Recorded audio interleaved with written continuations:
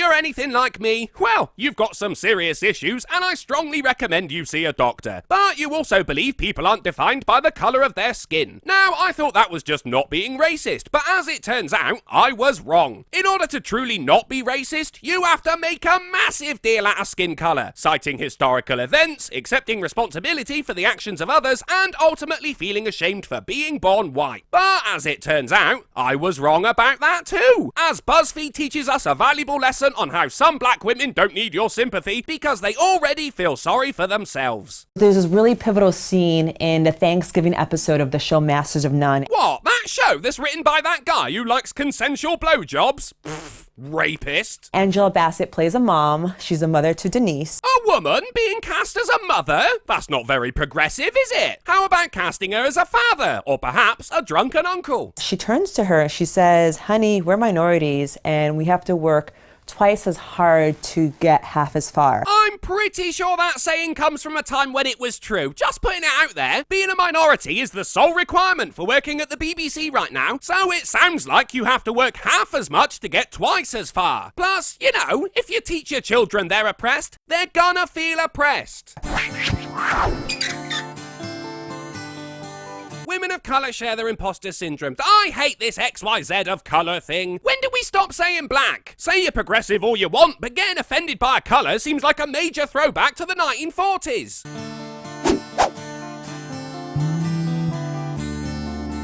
Feelings of inadequacy or phoniness and make one believe they're undeserving of well, maybe because your mum told you you have to work twice as hard for half as much. Blame her for that one. Like most syndromes, this one is the parents' fault.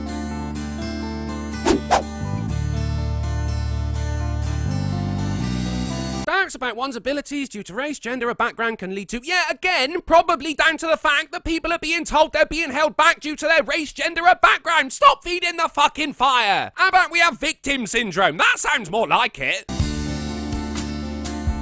For me, imposter syndrome, there was never one big moment. It was all kind of like smaller moments. Ooh, the alt-left hates those small moments, don't they? It proves this is a generation of pussies. I mean, it took the assassination of an archduke to start World War I, but this lot is happy to kick off over microaggressions. One of the first ones I felt was, I went to a very diverse high school. There was like Latinos, black people, Asian people. White people? Indian people. That's a negative on the white people then. Is that what diverse means now? No white people. And I ended up going to college in Providence, Rhode Island. I went to this liberal arts college. You know, liberal arts started off so well. It used to be grammar, logic, and rhetoric. Now it's sociology, gender studies, and whinging. I was there on a scholarship, and I remember my first day of campus.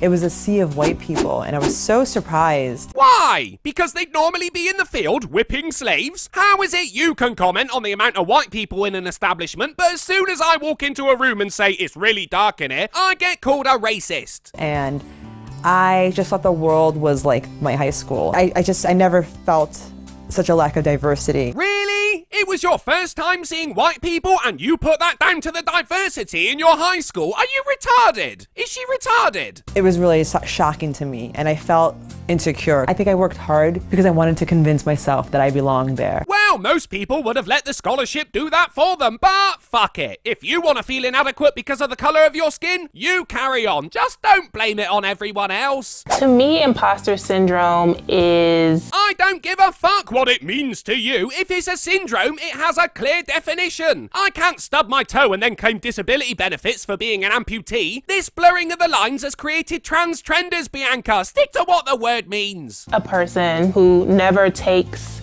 in their successes and always feels like they're waiting on the next shoe to drop. Right, waiting for the other shoe to drop does not mean what this picture is trying to imply. Actually, do you know what? Fuck this bitch. There we go. Or waiting on somebody to find them out. When I started my company, Maybe. Yeah, plug your company while you're here. Why not? Which is a stationery company for women of color. Hold on, did she just say a stationery company for women of colour? Do you remember when Bic brought out those pens for women? People went mad. But do it for black women and it's fine.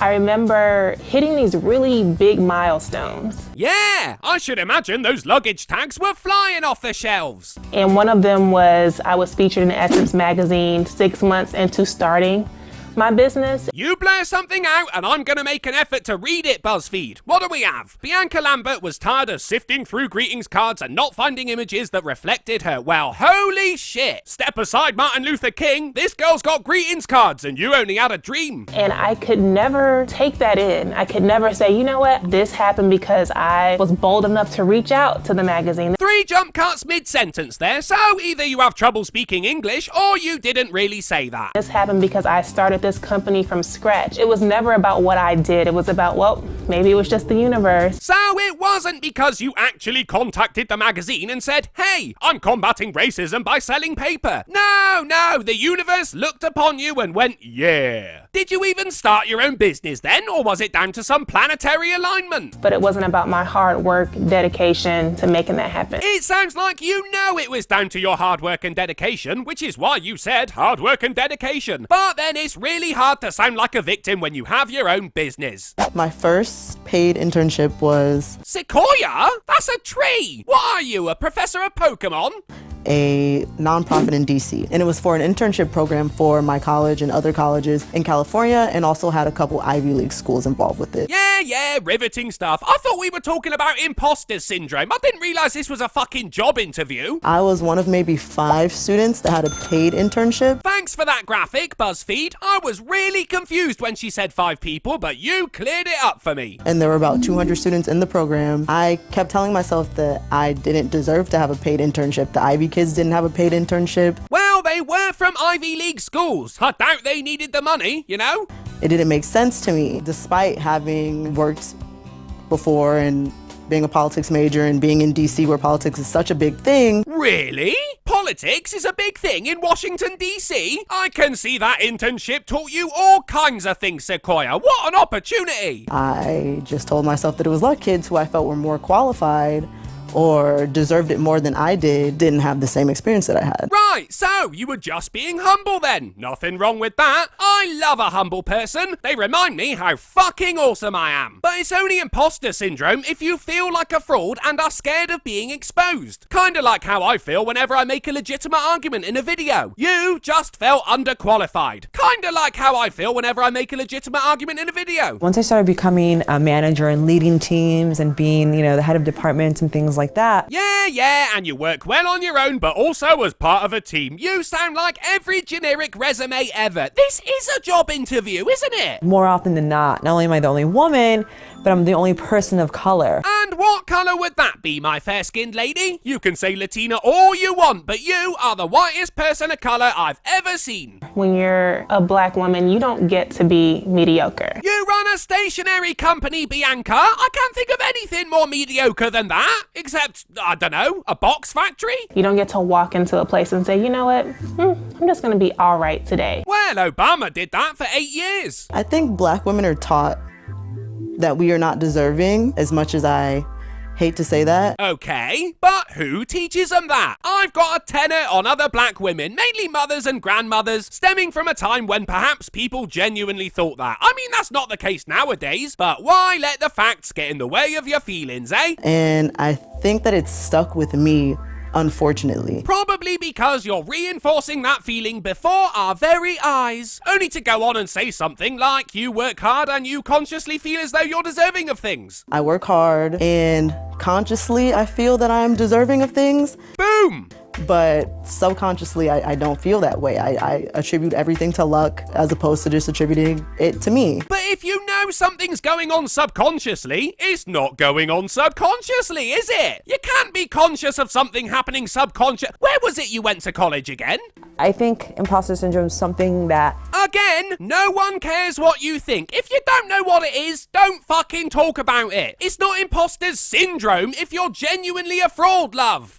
As women of color, we're always going to come across, and it's really, how do you handle it? Feeling alone, feeling like a fraud, feeling like, wait, how did I get here? Do I deserve to be here? If you mean the offices of Buzzfeed, then yes, judging by your whining, you do deserve to be there. And there's pressure as a black woman to always be strong, to always be fearless. Who are these people expecting this, Bianca? Or was it on the black woman application form you filled out before you were conceived? To always have this hardened exterior, because if we show any part of ourselves that is actually human. Holy shit! What parts of you aren't human, Bianca? Are you sporting some purple tits under that top? Or perhaps a vagina with teeth? Or maybe it's your business acumen you consider to be so otherworldly. I was so successful, I became an alien. It's the next stage of evolution, people. Then that makes us weak, or that makes us less valuable. I have to keep telling myself that everyone does not necessarily know more than me You might struggle to find someone who knows less than you, though. or deserve to be here any more than I do. Well, I know a shit ton of aborted fetuses that would disagree with you, if they had mouths. These are things that I have to remind myself